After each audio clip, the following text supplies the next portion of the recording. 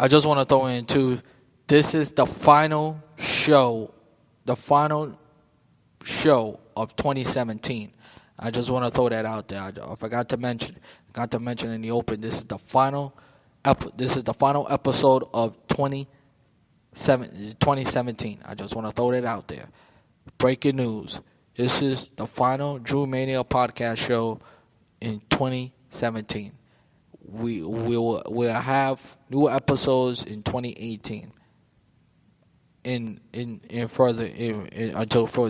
further notice. Around January, what the date is, we're not too sure yet. But for more development of that information, I will let you know. But back to the Jets-Saints game. If the Jets would have capitalized on the 2-point conversion, they would have kept this game close, and the game would have been a blowout. Yes, it was. The game was 31-19, but the Jets played them. The Jets. Both New York teams. We didn't expect them to win the game anyway, but they played their rear ends off. And as far as the Jets goes, they wasn't making the playoffs. They wasn't making the playoffs anyway. They got more wins than the Giants. That's the positive they could say. But I've been looking for a while. Might as well look forward to 2018, and it's 2 weeks away into the final week of 2017. Now, let's go around the NFL. And let's start, of course, with the game of the year as far as the regular season is concerned, which is the Pittsburgh Steelers and the New England Patriots went down to the wire. And by the letter of the law, it's a catch. But you know what?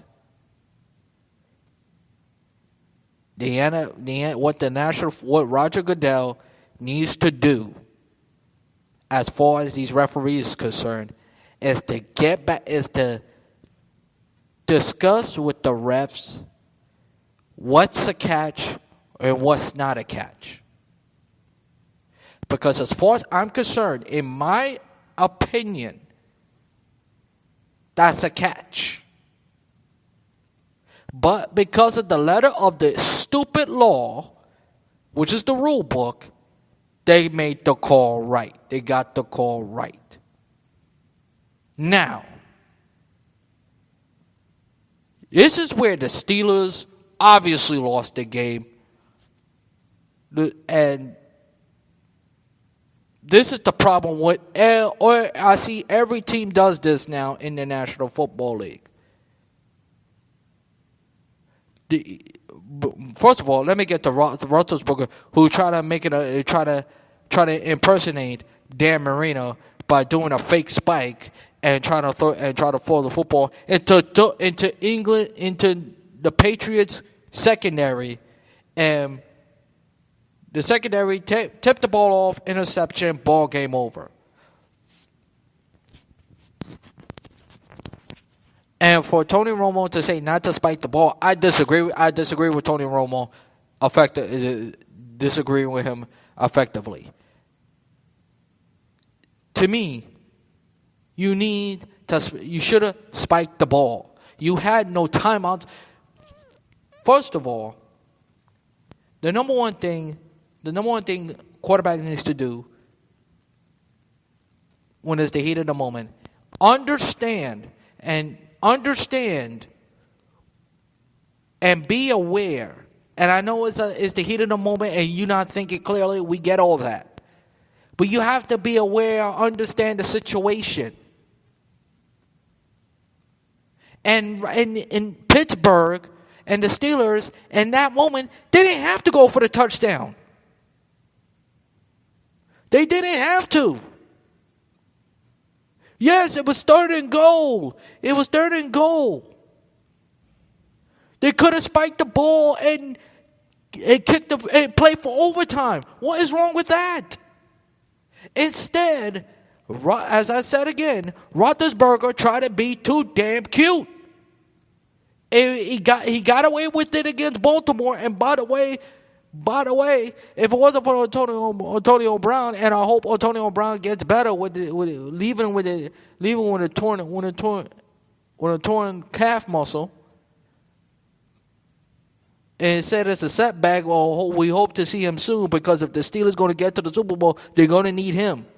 Even though Martavis Bryant had a heck of a game, Juju Smith too. What a catch he had made in that game.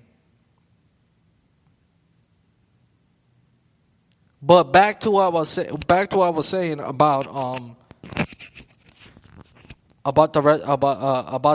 that red zone play towards the end of the game. Spike the ball, kick the field goal, and play for overtime. What is wrong? I don't care. I understand you try to listen to the coach, but at some point the quarterback has to to say, you know what, to hell with it, and you say, you know what, we got to play for overtime instead of trying to be a hero. Again, he got away with it against Baltimore. You can't do this against New England. When you play New England, I understand New England is not the Baltimore Ravens. The difference between the Baltimore Ravens and the New England Patriots, the Ravens have ball hawkers. Still, without Ray Lewis and Reed, they still have Terrell Suggs. They have Duberville, okay? Elvis Duberville. They still have ball hawkers.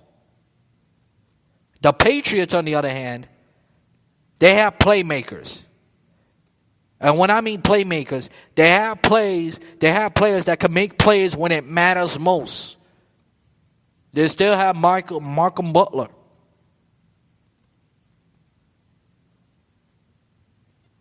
The Steelers, at times, and yes, they got away with it, got too cute. And it cost them the game. And by the way, did I forget to mention, they was leading in that game. And Ron Gronkowski had their way with them in the second half.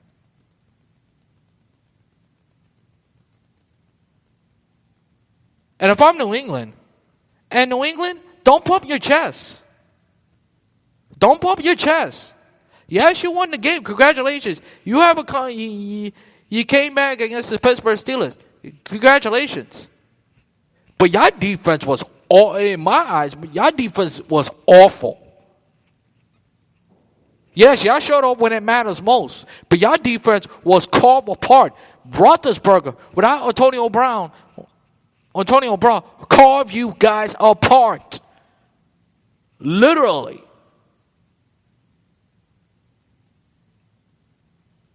So don't pound your chest, New England fans, because y'all could have easily lose this game, and y'all would have to go to Pittsburgh for the AFC title game.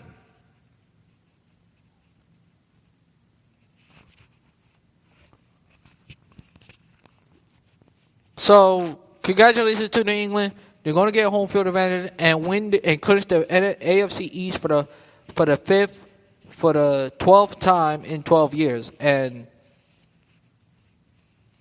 say what you want, Belichick is enjoying this every single minute of it. Now, real quickly, let me go around the NFL. What a wild scene in Oakland. As it took an Instead card to decide a first down. Something I'll never seen before in my entire life of watching football. It looked like, in my eyes, that Prescott did not get the first down. And for the Raiders, who defense played well, for the defense who played well, I think, played well. harassed Dak Prescott a little bit. Sean Smith, who had an interception, but gave up that big play to Antonio Brown, and give up way too many big plays, and it's the same old. As for Derek Carr, again, just like Ben Roethlisberger, you have to understand. You have to understand the situation. Understand where are you.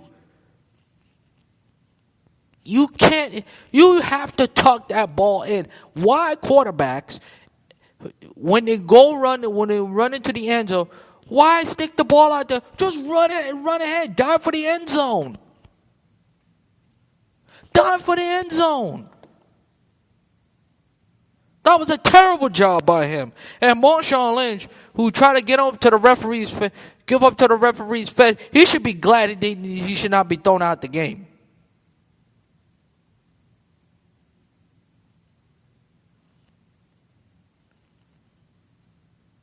And honestly, I understand that they're not mathematically out of the game, not mathematically out of the playoff hunt, but most likely they're not making the playoffs. I understand Kansas City has not been played well. They're not losing twice. Kansas City look like to make the playoffs, even though I'm not sold on Kansas City at all. Kansas City is going to win the West, and they're going to win the West, basically. The Raiders are not making the playoffs, and they play like not a playoff team because, again, you see some mistakes from the Raiders. First of all, they had a terrible performance against the Chiefs last week. Should have won that game against Kansas City.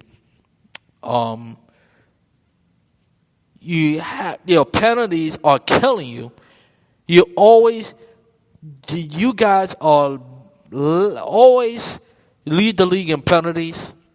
Going back to the John Madden days. And y'all let the Cowboys escape with a win. Which for the most part, for the most part, you had a chance to win the game. Because that game could have gone either way. As for the Cowboys, as long as Atlanta lose, the Cowboys are in good shape. But it's still not going to be easy because you still need Atlanta to win. You still need Atlanta to lose, excuse me. As for the Rams, I told y'all, and I know I changed my pick at the last. I told you the Rams was going to win the West. And they did it in a dominated fashion. Just gave only the Seahawks 7 points at Seattle, which is supposed to be a tough place to play. And since Pete Carroll took over as the Legion of Boom, I never seen a team getting this dominated. I really haven't. And Seattle, they ain't gonna make the playoffs either. As the Rams look to keep rolling on to the playoffs. And the Chiefs, they're gonna win the West. They look impressive against the Chargers as Antonio Gates continue to set historic proportions and make a case as the first ballot Hall of Fame. And he just catches 113th touchdown against the Kansas City Chiefs. Yes, on Saturday. Did the Chargers win the game? Obviously not. And as far as the Falcons will face the Buccaneers tonight on Monday night, and